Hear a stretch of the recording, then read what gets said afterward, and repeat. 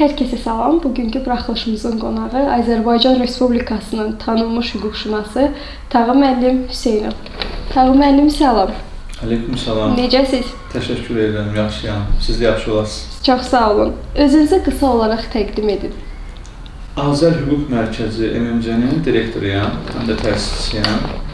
Əslində tək hüquqşünas kimi yox, yəni mənim başqa sertifikatlarım da var. Bu psixologiya ilə bağlıdır.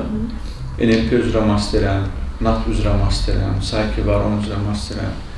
İnsan tanıma, gizli idarə etmə, hipnoz, yalanın ifşası, profiler. Bütün bunların hamısında təbii ki, peşəmə xeyrinə olsun deyə daha da insanda peşəkarlıq artırılması ilə bağlı bunları da öyrənmişəm ki, bunlar mənim işimdə mənə kömək edir. Hüquqşünas sənətinin digər sahələrdən çətinliyi və özəlliyi nədir? Çətinliyi, misal üçün, bizim yanımıza ancaq dərdli adamlar gəlir. Yəni, 99% problemli insanlar gəlir və o problemlərin də ki, bizə danışılmasında bilirsiniz ki, bir hissəsində olsa biz onu götürürük.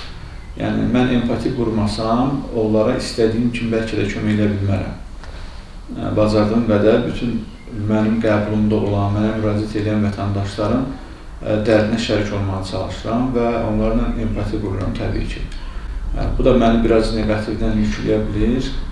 İşte gəl, bizdə çox ciddi bir davranışlar olmalıdır. Bundan əlavə, misal üçün, mən düşünürəm ki, bizim peşəyə kimi, tutaq ki, həkimlikdə də elə bir şey var. İnsanın sağlamlığı ilə, həyatı ilə oynama olmaz. Və bizdə də adi bir sözün səhv yazılması belə insanın taleyini dəyişdirə bilir. Ona görə də bütün əməkdaşlarımıza mən həmişə bu tapşırıqları verirəm ki, mühümdür. Çox ciddi olmaq, ayıq sahibi olmaq, bilmədiyini soruşmaq, yəni heç bir işə dırnaq arası yanaşmaq olmaz. Ona görə də bu işin doğrudan da çətinliyi baxasınız buradadır.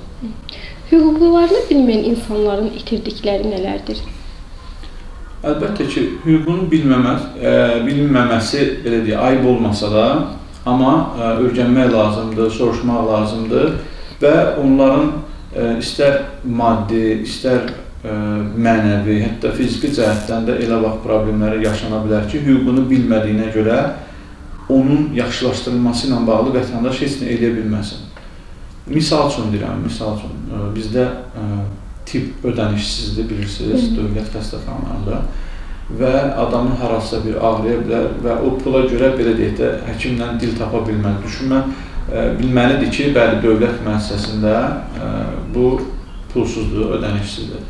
Və yaxud da ki, mənəvi zərər vurursa kimsə kiməsə, məhkəmə qaydasında həmin o mənəvi zərərin ödənilməsi ilə bağlı məhkəmə müraciət eləmiyorlar və eləcə də maddi zərər. Bir sözlə, hamısında hüquqların bilinməsi insan üçün çox əhəmiyyət kəsb edir.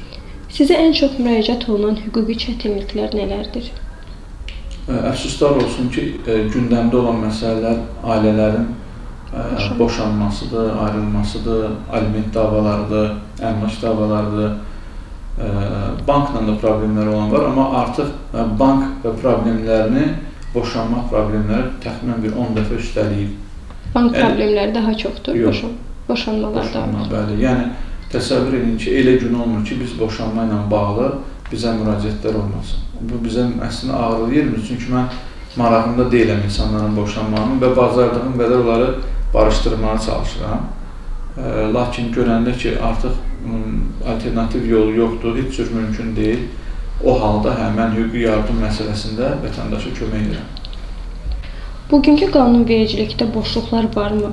Bu boşluqların insanların hüquqlarını qorunmasına nə kimi maneələr yaradır və onlardan bir neçəsini misal gətirə bilərsiniz bizə? Boşluqların çox olmasını mən ümumiyyətlə efirlərdən çox vurğulamışam. Təsəvvür edin ki, misal üçün, elə bayaq danışdım bu ailə məsələlərində. Evlənəndə heç kim ailə məcəlləsini qabağına qoyub demir ki, burada mənim hüququm budur, vəzifəm budur. Bu ailə məcəlləsi, necə deyirlər, işə düşüb çox vaxt boşanandan sonra. Yəni, bu kitabı biz elə bil ki, boşanandan sonra istifadə edirik. Mən çox istəyərdim ki, ər və arvadın birgə nicah dövründə olduğu ərəfələrdə onların hüquqları və vəzifələri orada açıq-aşkar yazılsın. Başa düşürəm, orada bəzi şeylər var ki, onu bizim öz ixtiyarımıza buraxırlar. Çünki min illiklərdən süzülüb gələn bizim milli mənəvi dəyərlərimiz var.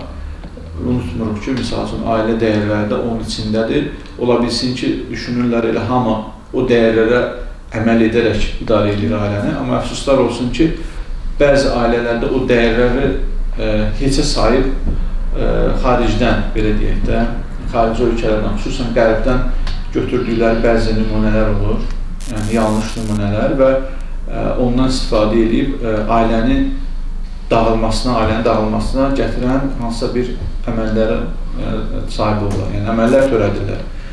Mən misal üçün çox istəyərəm ki, ailə məcəlləsində köklü dəyişikliklər olsun, hətta alimentlə də bağlı. Çünki bizdə əmək haqqı əslində icazə vermir ki, mənim tutaq ki, 3 uşağa alimenti ödəyirəmsə, təsəvvür edin ki, artıq o demək ki, maaş da gedir, özümə də heç nə qalmır, növbəti dəfə ailə qurmaq şansım da olmur və evdə xəstə anam, atam varsa onlara da baxa bilmirəm.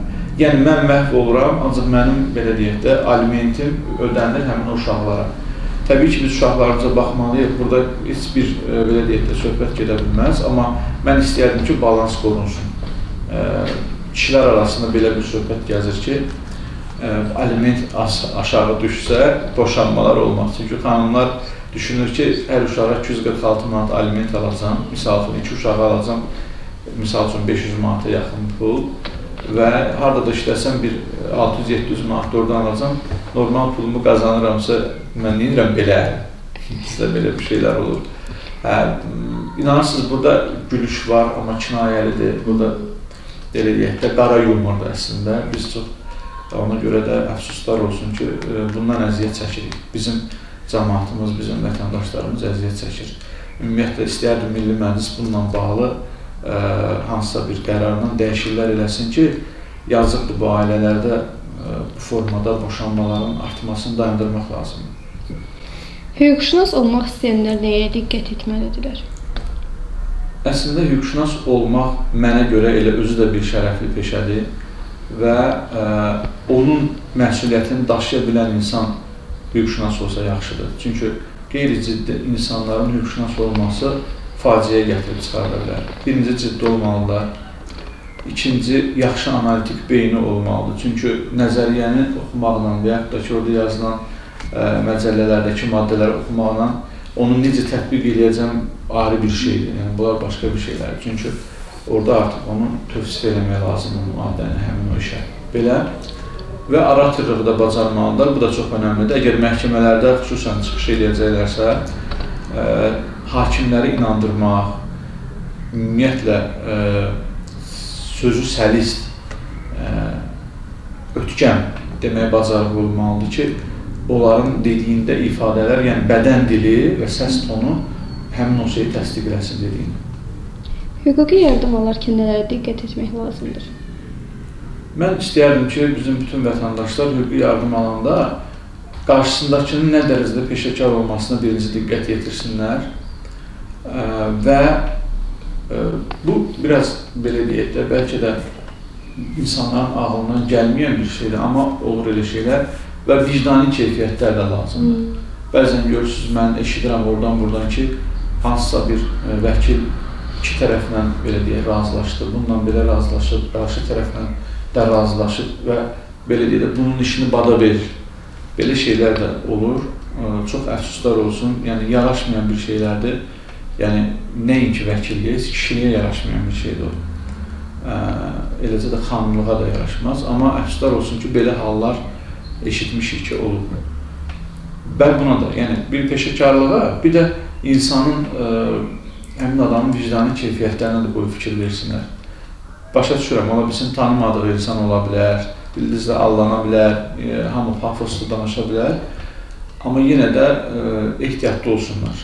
Xüsusən müqavilə bağlayanda da rəsmi müqavilə bağlasınlar, yəni ödənişini də rəsmi eləsinlər ki, mən bilim ki, mən uduzduğum halda necə ola bilər və yaxud da ki, qalib gəldiyim halda.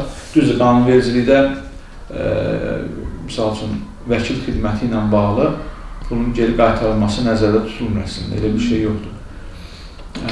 Amma mən hüquq şirkətinin rəhbəri olaraq müqaviləni bağlayanda orada artıq işin alınmadığı təqdirdə, yəni bizə tapşırıq verənin iddiası təmin olunmadığı təqdirdə və yaxud da ki, onun maraqları təmin olunmadığı təqdirdə biz orada ödənişin geri qaytarılması ilə bağlı orada bir bənd var, onu da qeyd eləmişəm.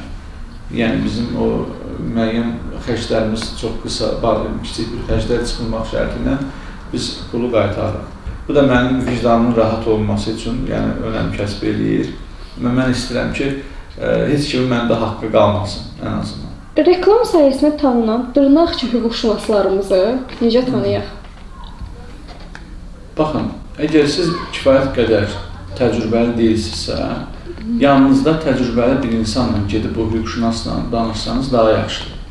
Yəni, ən azından o şəxs hüquqşünasın hansı parametrlərə cavab verməyini o görə bilər. Siz görməyə bilərsiniz, amma o peşəkar adam görə bilər.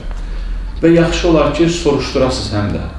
Misal üçün, hansısa bir vəkilin, hüquqşünasın reklamı gedir. Bu adam ən azından bu ölkənin vətəndaşıdırsa, onun barədə müəyyən məlumatlar toplamaq olur ki, bu adam iş prosesində hansı nöqsanlara yol verir və yaxud da ki, nöqsansızdırmı və yaxud da ki, insani keyfiyyətləri necədir və yaxud peşəkardırmı, bütün bunları bilmək üçün yenə də soruştursanız daha yaxşıdır. Təbii ki, bu peşəkar olmayanlara aiddir, amma həyat təcrübəsi çox yaxşı, güclü olan adamlar insanı danışdıranda, onun bədən dilindən artıq bilirlər ki, o dediyini öz bədən dilindən təsdiq edir və yaxud da ki, səsinin tonu ilə. Misal üçün, mən onları bildiyimə görə, dediyim kimi, o şeyləri mən sertifikatını almışam, müəyyən təlimlərdə olmuşam, öyrənmişəm ki, hansı hallarda, misal üçün, insan danışanda onun bədən dili onun dediyini təsdiq edirsə, artıq mən qərar verə bilirəm. Təsdiq eləmirsə, deməli, həmin adamdan qaçmaq lazım. Tağım müəllim, hüquqşünas təhsili olan gənclərimiz praktiki təlim üçün sizə müraciət edirlər? Çox olur. Yəni, bugünə qədər bəlkə də onlarla elə bizim tələbələrimiz olub. Siz inanırsınız, indi onların demək olar ki, 90%-i vəkillər kollegiyasının üzvüdür. Sonra hakim köməkçilərimiz var. Hətta başqa dövlət qulluğuna gedənlər də var. Bizdə bilirsiniz, müraciətlərin sayı çox olduğuna görə hər formada ərizənin yazılmasıdır, tərtib olunmasıdır, müqavilələrin yazılması, tərtib olunması. Bunlar var deyə, onlar praktikanı burada daha tez öyrənirlər. Ona görə də hamısı da şükür Allaha ki, uğurlu alınıb. Mən baxıram, çox xoşum gəlir, fəxr edirəm ki, buradan öyrəndilər və indi dediyim kimi vəkillər kollegiyasının üzvləri də var və hakim köməkçiləri də var. Buradan salamlayıram onları. Yəni, mənə şəxsən xoşdur. Bəzi halların məhkəməyə getmədən həll imkanı olur. Bəli, bilirsiniz, mediasiya deyilən bir qurum yaratdılar, son zamanlar yəqin bilirsiniz. O qurumun sırf işi elə odur, məhkəmə yükünü azaltmaq üçün vətəndaşlar müraciət edirlər və onlar onları çalışır barışdırsınlar və yaxud da ki, məhkəmənin qərarı olmadan öz aralarında bir barışıq sazişi tərtib edirlər və onu təsdiqləyirlər. Bu da məhkəmə yükünü azaldır, açıq. Ona görə də mümkündür. Son olaraq izləyicilərimizə nə demək istəyərdiniz? Mən izləyicilərimizə onu demək istəyərəm ki, çalışın hüquqlarınızı öyrənin. Hüquqların bilmək insanı həyatda çox qabağa salır. Yəni, baxıb görəcəksiniz ki, nə qədər sizin işinizə yarayır bunu bilmək. Bugünkü buraxılışımızı Ulu Öndər Heydər Əliyevin aforizmi ilə bitiririk. Bir ölkə iki şeydən sarsılar. Günahkar cəzasız qalanda, günahsız cəza alanda.